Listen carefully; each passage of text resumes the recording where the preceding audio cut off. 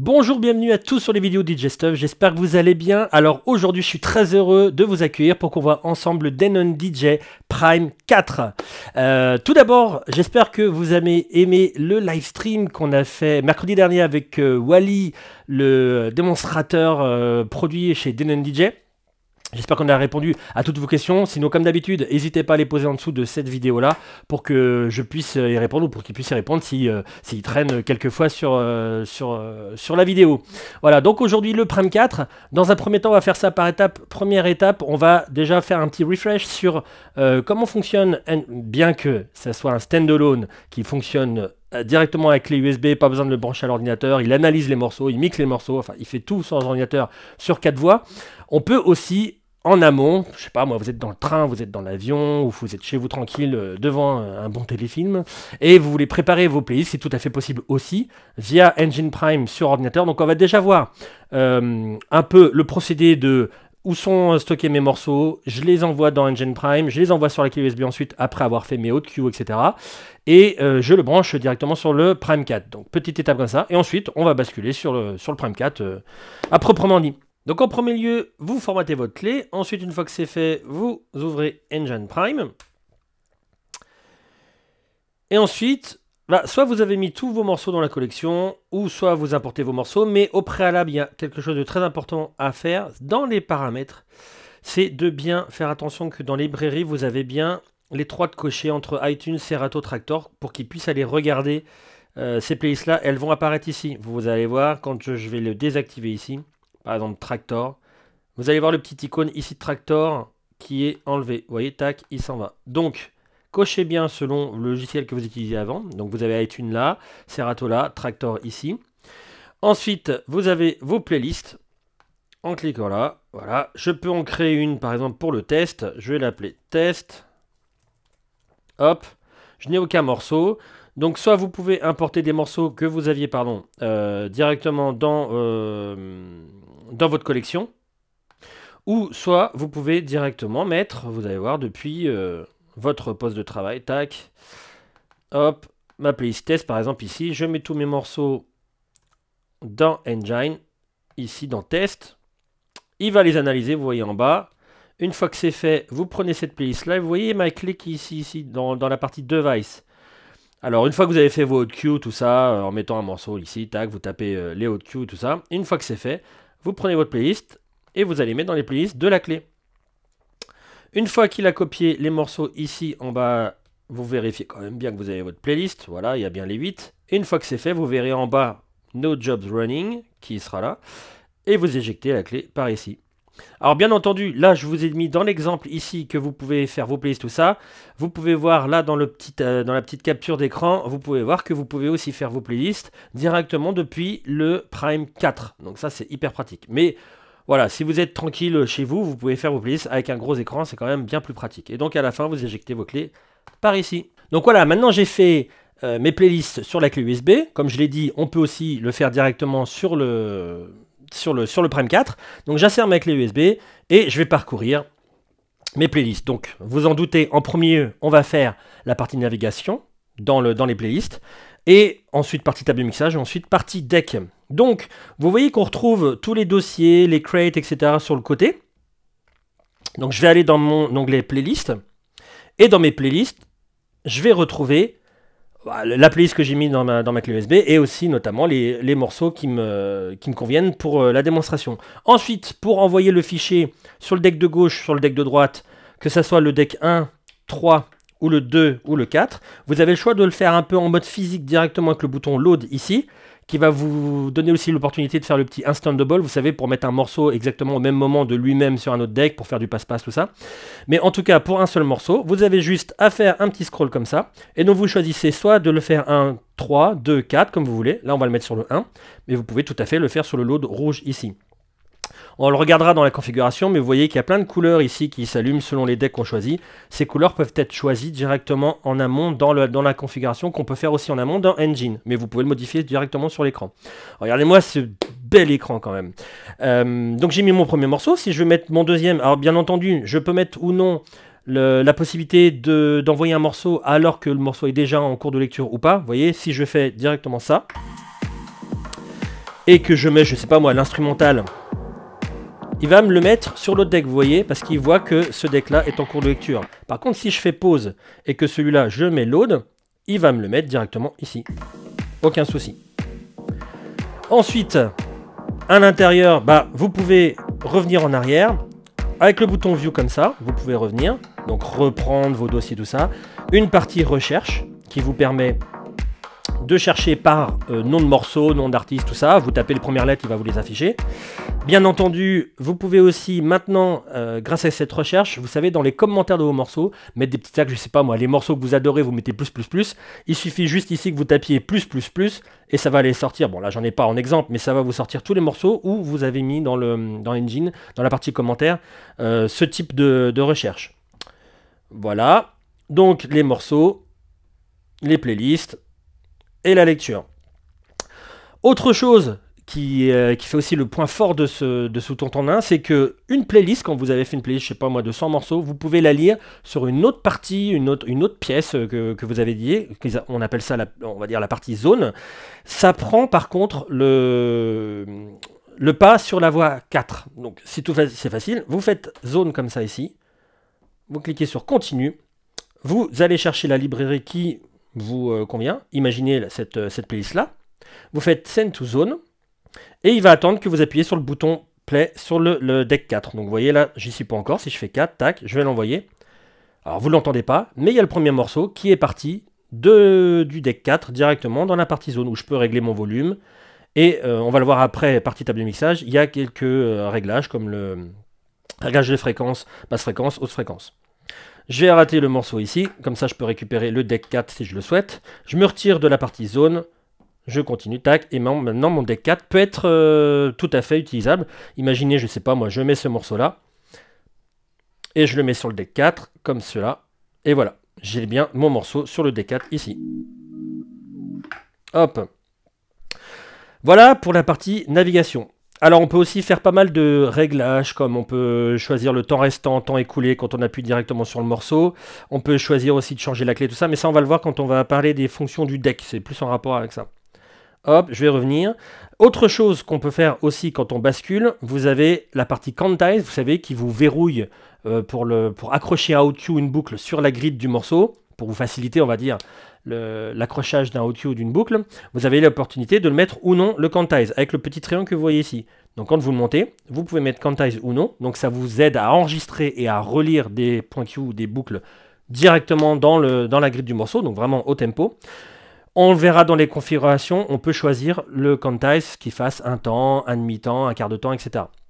Ça, on le verra par la suite. Dernière chose qui est super top au niveau de la navigation, c'est le pouvoir zoomer sur la waveform directement avec votre main. Vous avez juste à faire du petit pinch comme ça. Et vous voyez, on peut élargir et augmenter ou diminuer la taille de la waveform. Ça, c'est super agréable aussi. Voilà. Voilà pour la partie navigation, on passe à la table de mixage. Donc, vous avez 4 voix qui restent donc, comme je disais au début de la vidéo, autonomes. Donc vous pouvez tout gérer via une clé USB sur ces 4 voix-là. Vous pouvez aussi tout à fait, et on le verra dans les connectiques, brancher des platines CD ou des platines vinyle si vous le souhaitez. Il y a les connectiques à l'arrière, et vous avez juste à commuter sur la petite face, on verra toujours aussi sur les connectiques, la petite face avant, vous avez l'opportunité de mettre soit c'est USB ou soit line. Au niveau de chaque voix, vous avez l'opportunité donc de régler les gains. Donc moins l'infini, hop, à un niveau qui vous convient au niveau du son dans votre casque et des vumètres. Trip égalisation que vous pouvez mettre en mode juste un petit cut et vous avez quand même un résidual de musique ou carrément une coupure totale en mode kill. Là, je vais vérifier quand même, avant de dire une bêtise, si je suis bien, en kill ou pas. Alors, EQ type, isolate. Donc, je vais vous montrer ce que ça fait en isolator.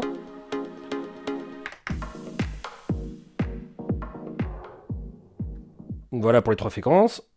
Et voilà ce que ça fait en mode normal. Voilà, je vais me laisser en isolator. Ensuite, un petit bouton ici, Sweep FX, qui vous permet de gérer les 4 effets que vous avez ici. Donc vous avez le filtre. Toujours pareil, il va vous faire un passe bas sur la gauche, passe haut sur la droite. Vous pouvez choisir dans le paramètre, si vous souhaitez qu'il coupe complètement, vous voyez là il coupe complètement. Alors ça c'est un truc que j'aime bien, d'autres personnes n'aiment pas, donc vous pouvez directement dans la configuration demander que le filtre ne coupe pas au total. Je suis en train de le rechercher. Type, voilà, bleed ou kill. Donc bleed, vous voyez, il y a le petit résiduel en basse fréquence, tout comme vous l'avez en haute fréquence. Et kill, ça va le couper complètement. L'écho.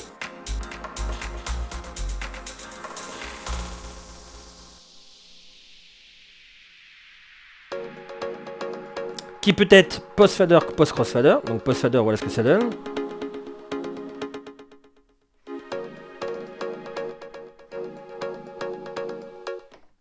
Post-crossfader.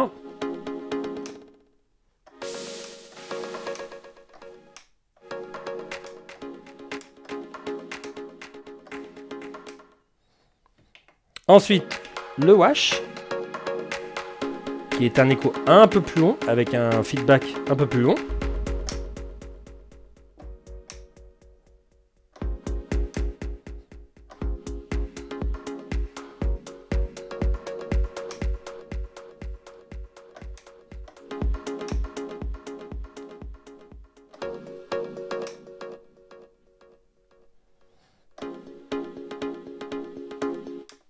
Et enfin, le noise, qui vous permet donc de faire un petit noise sur la voix. Vous pouvez le répercuter directement sur une autre voix ou sur la même voix que le morceau.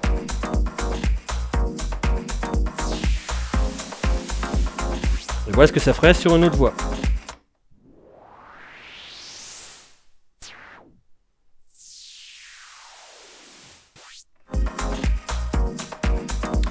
Ensuite, en dessous des sweep FX, vous avez la pré-écoute. Donc vous pouvez écouter chaque voix que vous appuyez ici, avec la petite bascule ici entre la pré-écoute et le master, donc l'équivalent de ce que vous entendez dans le master, avec son volume ici. Vous pouvez faire un split, vous savez, pour couper en mono, avoir le master à gauche par exemple et la pré-écoute à droite.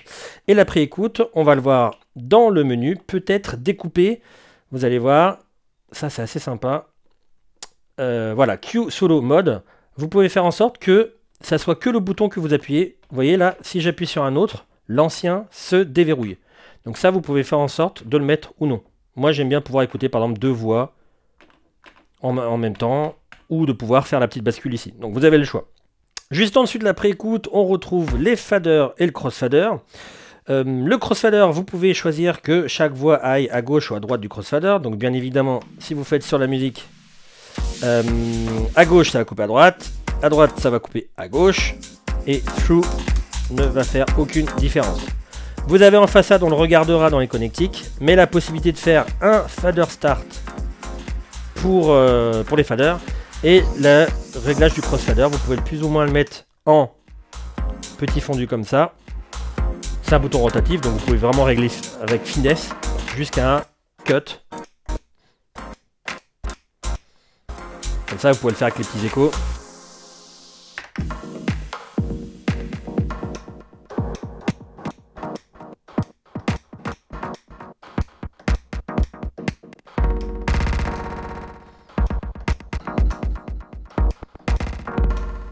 Etc. Et pour le fader start, si vous le mettez sur on, voilà ce que ça va vous faire. Hop.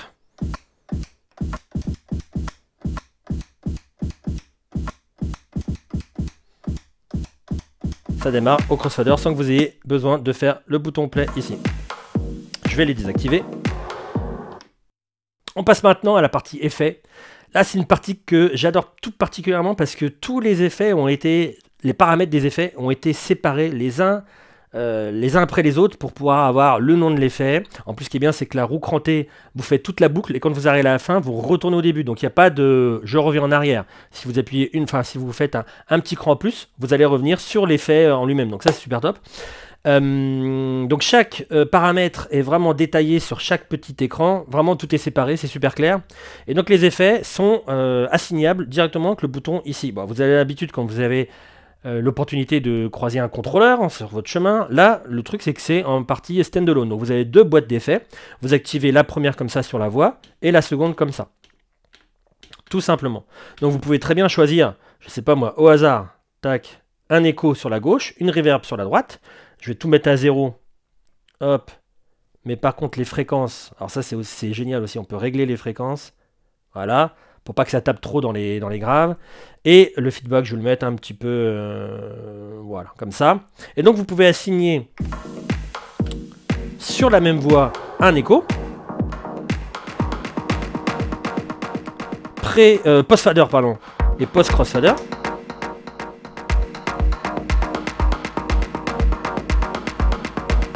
Et donc ensuite vous le retirez et vous pouvez très bien mettre aussi une reverb.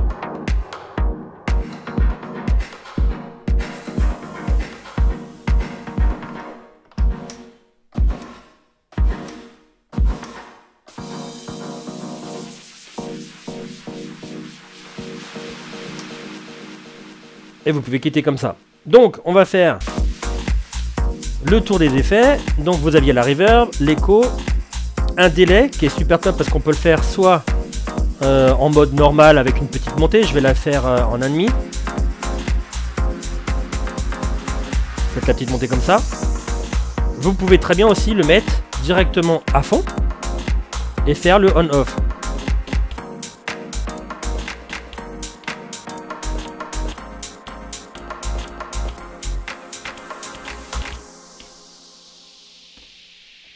Et c'est mieux si je me mets au tout début. Voilà. Etc. Ensuite, je vais me remettre le feedback au minimum. Le hall echo.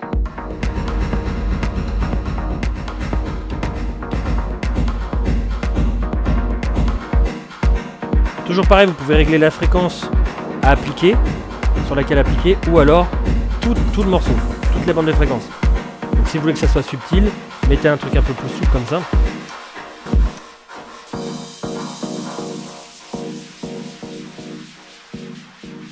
Ping-pong.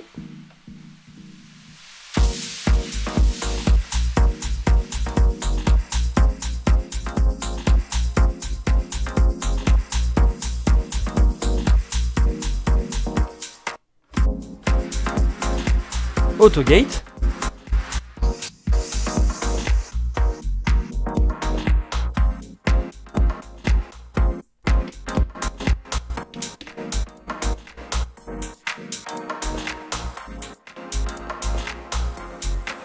Flanger.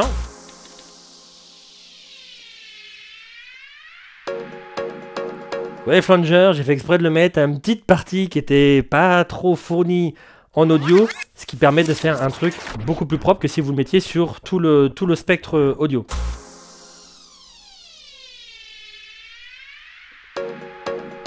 Sinon, vous pouvez le mettre sur une mélodie, bien entendu. Après le flanger, filter et les faux. Toujours en sachant que vous pouvez changer la fréquence.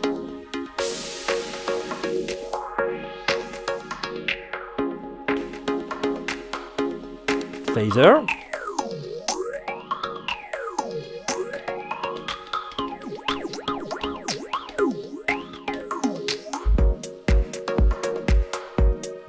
Beat Crush.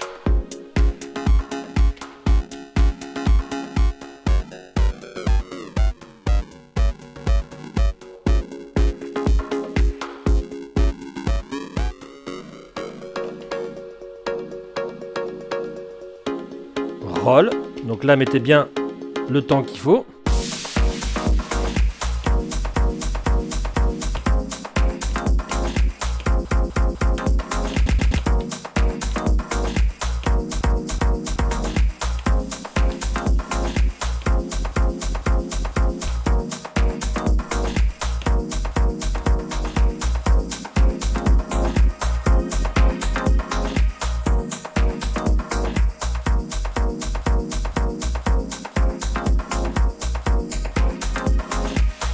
Le roll inversé.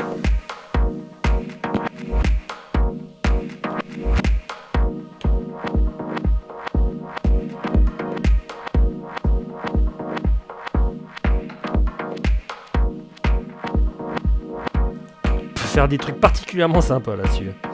Le breakbeat, donc vous avez des patterns que vous pouvez changer. Je crois que vous en avez 8 ou 9. Et donc ça va faire des répétitions, je vais me remettre au début.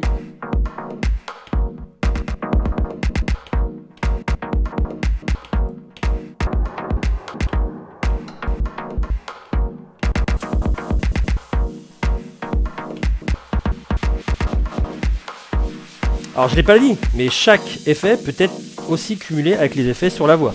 Je peux très bien faire ce pattern là. Je vais attendre qu'il y ait le drop qui revienne.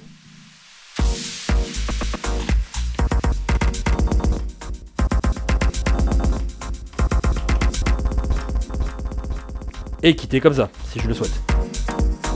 Ensuite, le scratch. Alors ça, j'ai particulièrement aimé, parce que ça vous fait un truc un peu différent de la partie reverse roll. Le reverse roll, il vous prend, je sais pas moi, un temps, et il vous l'inverse, mais il vous inversera que ce temps-là. Tandis que le scratch, qui n'est pas un scratch en fait, il devrait changer le nom, vous fait aussi un reverse, mais beaucoup plus subtil dans toutes les lancées du morceau. C'est-à-dire qu'il va vous le faire vraiment tout le long du morceau, qu'importe où vous le mettez. Vous voyez, il ne se contente pas de prendre un temps et le mettre, il va vous le répercuter un peu partout dans le morceau.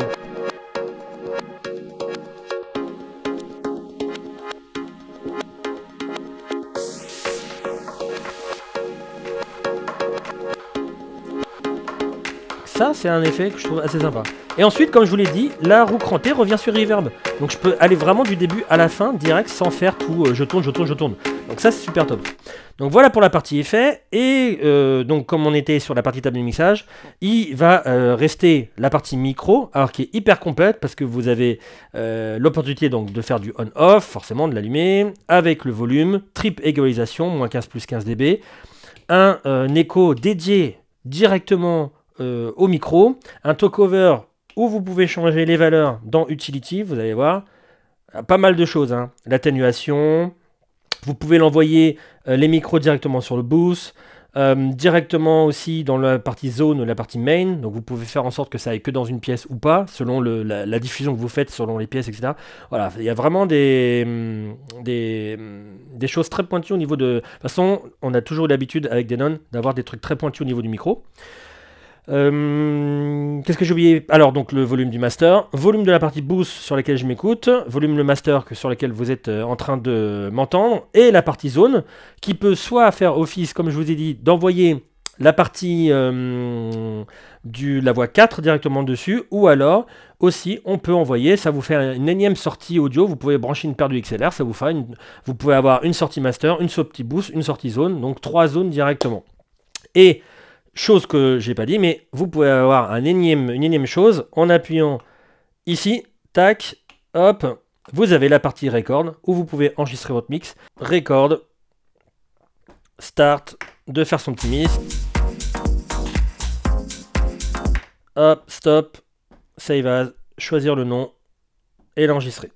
Et on passe maintenant à la partie deck. Donc comme je vous l'ai dit au début de la vidéo, vous pouvez avoir jusqu'à 4 decks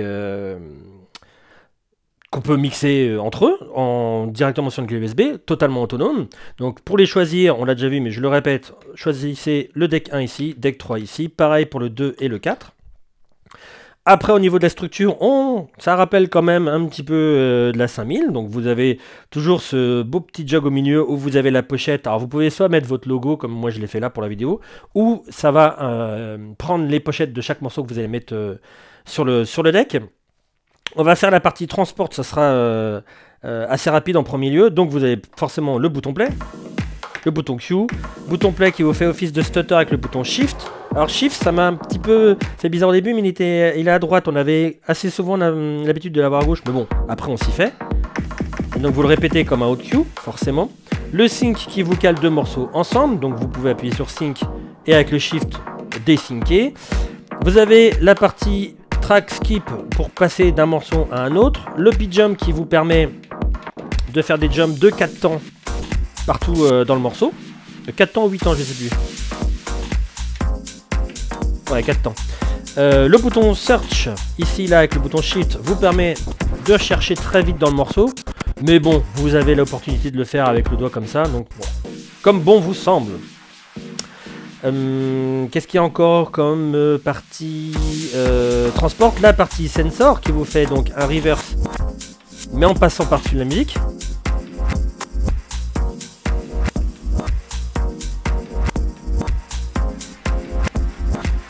Et le reverse qui vous fait vraiment un reverse, donc il inverse complètement le sens de rotation.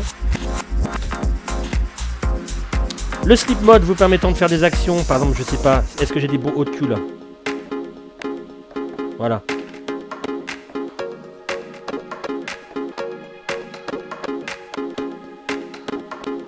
Vous voyez, de faire des actions par-dessus la musique alors que la musique continue toujours.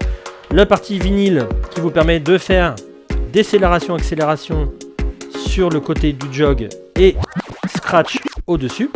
Si vous le retirez, vous avez aussi le bending sur la partie plateau, sur le dessus du plateau. Et voilà tout ce qu'on retrouve aux parties transport. On passe au niveau du pitch, toujours aussi large, super bien pour mixer deux morceaux ensemble. Vous avez l'opportunité de changer, alors là il y a le choix. En fait, ici, avec le bouton Shift, vous pouvez faire Range, comme ça, qui vous fait changer, vous allez voir. Voilà, plus 4. Hop là. Mais vous avez l'opportunité aussi de le faire directement. Vous voyez, là, je peux le faire directement en appuyant et ça fait pas du pitch bend. Pourquoi? Parce que dans les préférences, j'ai demandé que... non, c'est pas ici, c'est dans le petit bonhomme. Hop. J'ai demandé que le pitch soit en range et pas en pitch bend. Si je fais en pitch bend, je vais avoir l'équivalent de ce que j'ai en faisant avec le plateau. Donc du pitch bend. Si je le mets en range, ça va me faire la petite variation ici, vous voyez, 4, 8, 10, etc. Le pas du pitch à 4 et 8% sera de 0,01, hyper précis.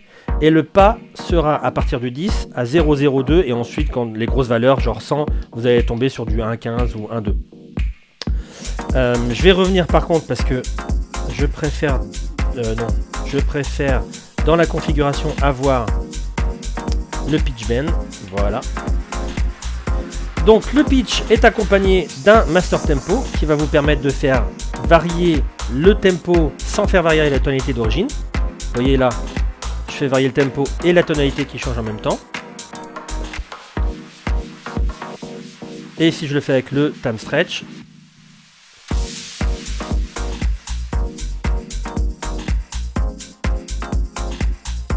et je vais augmenter le pitch. Je vais même le faire à 20%.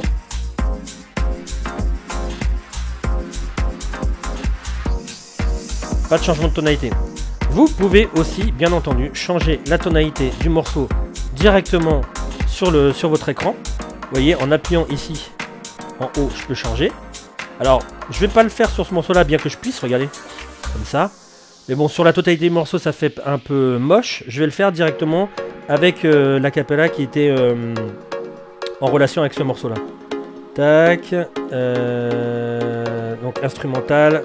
Donc, je vais mettre l'instrumental ici. Hop. Voilà. Et je vais mettre la partie vocale sur la partie de droite.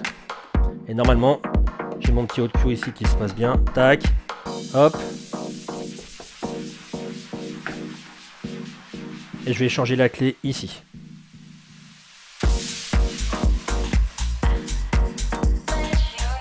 Vous voyez le vocal comme ça.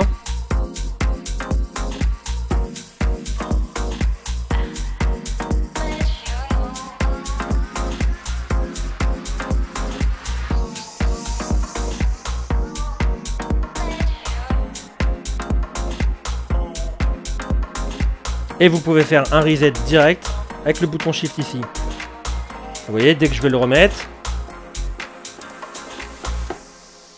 la tonalité 0%.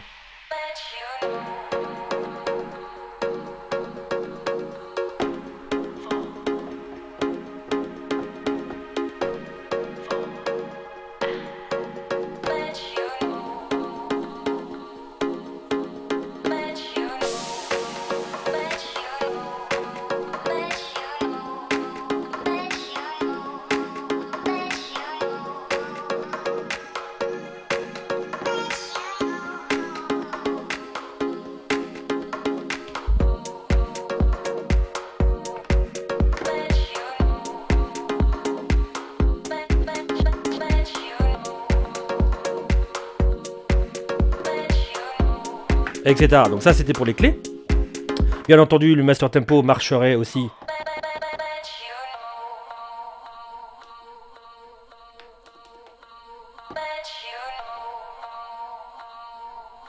sur les voix. Donc vous pouvez faire vraiment des trucs extra, genre je vais faire avec un petit écho.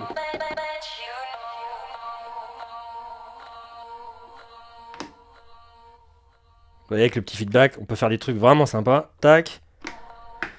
Et on repasse sur le morceau. Donc le pitch, clé. Et on peut, bien entendu, comme on peut le faire au niveau du tempo avec le bouton sync, caler deux morceaux ensemble. On peut très bien caler les clés ensemble. Je vais prendre l'exemple de ces deux morceaux-là. Hop.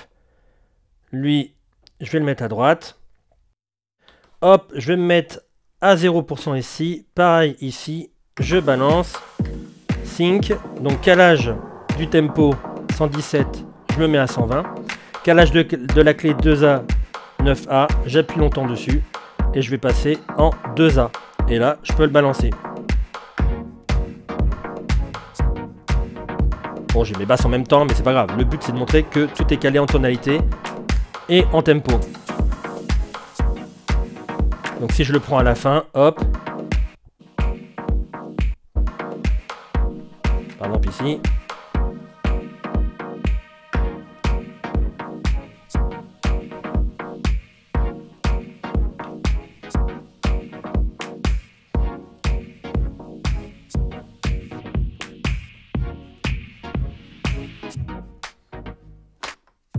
Etc, etc. Voilà pour le calage, je vais tout désactiver. Tac, sync, off. Clé reset pour revenir, hop, à mon morceau initial. Sur chaque morceau, vous avez l'opportunité de faire une boucle automatique via le bouton ici ou via les boucles automatiques là. On va déjà faire avec le bouton là. Vous pouvez ou non mettre le quantize ou pas si vous voulez vous aider par rapport à la grid du morceau. Vous armez votre temps qui est indiqué ici ou en haut, ici. Et vous enquillez quand vous le souhaitez. Donc là sur 16 temps, 8 temps, 4 temps, 2 temps, 1 temps, etc. Avec le bouton Shift, je peux la bouger. Donc si je mets par exemple 8 temps comme ça, je fais Shift, je peux la bouger de droite. Ah, faut la choper quand même, voilà.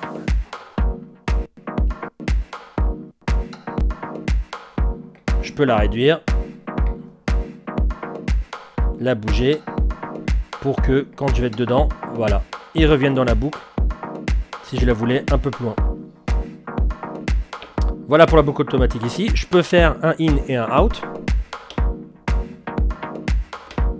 Point d'accrochage du départ et de fin de boucle. Et enfin, je peux la faire en automatique. Je le monte tout de suite parce qu'on va y passer après. Avec deux appuis sur loop où vous avez... Alors, je vais regarder le temps. Donc ça, c'est 4 temps. Donc vous avez 4 temps ici. 2 temps, 1 temps, 1 demi, 1 quart, 8, 16 et 32. Alors, on peut le faire ici. La boucle, le pitch, tout ça on a vu. Et on arrive directement au pad. Donc les pads, vous avez l'opportunité de faire des OQ. Donc c'est des points d'accrochage que vous pouvez enregistrer et appeler à tout moment quand vous le souhaitez. Avec ou sans le fameux quantize ici. Et donc ça vous permet de mettre autant de, 8 OQ, 8 points d'accrochage partout dans le morceau. Donc si je veux le mettre, en mettre un ici. Hop. Et le rappeler. Si je veux le faire sans le quantize, je le mets comme ça.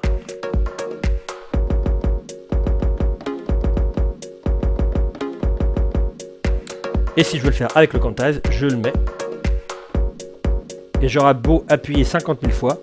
Là, il est bloqué à un temps. Vous pouvez voir ça dans la configuration. Utility. Préférences. Le quantize. Voilà, loop Q quantisation. Donc, je peux très bien faire 4 temps. Et il me le répétera que les 4 temps. Vous voyez, toujours un temps, un demi, etc. etc. Donc, je vais me rester sur un temps. Donc les OQ pour l'accrochage et pour les effacer avec le bouton Shift, vous les effacez comme ça.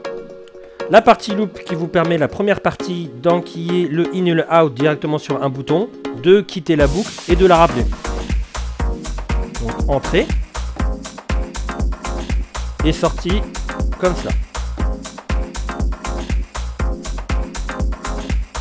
Vous pouvez la quitter et la rappeler. Donc là, je vais quitter la boucle. Et là, je peux la rappeler à tout moment. Bien entendu, elle s'appuie sur le quantize que j'ai mis. La deuxième partie de boucle vous permet de faire des boucles automatiques.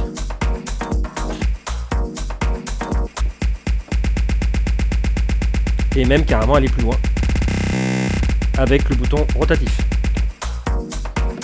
Le roll, des petites courtes boucles qui passent par-dessus la musique, donc quand vous relâchez, vous tombez là où vous auriez dû être.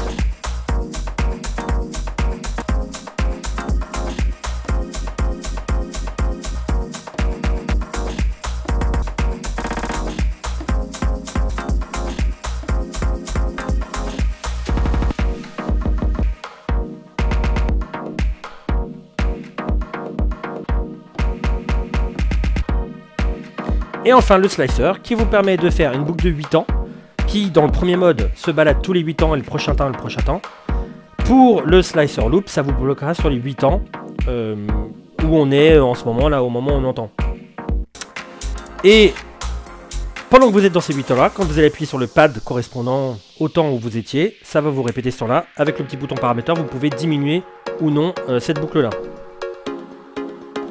Je vais le prendre au bon moment. Là. Donc là, je tombe sur 8 ans. Et je peux répéter le moment que je souhaite.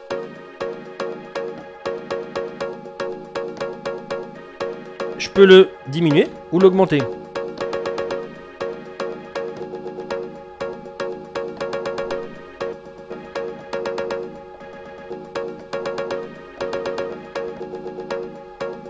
Voilà ce que ça pourrait donner sur de la rythmique.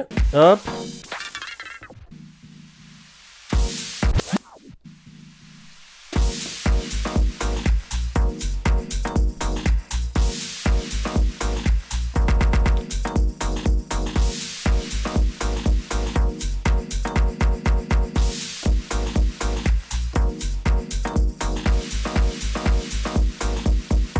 Etc. Et voilà pour la partie deck, et je crois qu'on a tout vu, et on va passer à la partie connectique, face avant, face arrière. Sur la face avant, vous avez la prise, les deux prises jack pour votre casque, 6.35 et 3.5. Les petits switches ici vous permettant de choisir si vous partez sur la partie de table de mixage avec les lines phono ou la partie USB avec les clés USB ou disque dur. Ici le réglage du crossfader comme on l'a vu, le fader start. Ça c'est pour la partie avant. Laissez-moi un petit peu de temps pour vous montrer la face arrière. Hop là. Alors, à l'arrière, ça va être à l'envers parce que c'est compliqué, c'est une unité. Ah, c'est balèze. À l'arrière, vous avez donc l'alimentation, les autres ports USB parce que vous avez deux ports USB ici, un port SD et les deux ports ici où vous pouvez brancher d'autres clés USB ou brancher votre téléphone parce que c'est un port spécial avec un chargement assez 5 volts 1 ampère. Le câble USB ici vous permettant... Je vais retirer l'écran, ça sera plus simple pour moi. De le relier à l'ordinateur pour la future utilisation sur Serato quand il sera certifié. Le port Ethernet pour le brancher à votre système de vidéo parce qu'il y a des commandes en partenariat avec des logiciels pour faire de la gestion de vidéo, Light, etc. Votre sortie zone en XLR, sortie boost en XLR, sortie master en XLR et en RCA. Et toutes les entrées phono line, line tout court pour les 4 voix. Et les deux prises micro combo jack 635 XLR. Et n'oublions pas que, je vais essayer de vous montrer, mais ça va être compliqué. Sur le devant, à l'arrière, je dirais même, ici, vous avez l'opportunité de dévisser et de mettre un disque dur, comme on en a parlé dans la vidéo. Voilà, c'était le Denon DJ Prime 4. Si vous avez des questions au sujet du produit, n'hésitez pas à les poser en dessous de la vidéo. Je serai très content de pouvoir y répondre. J'espère que cette vidéo vous a plu et je vous dis au prochain contenu. Ciao, ciao, portez-vous bien tout le monde.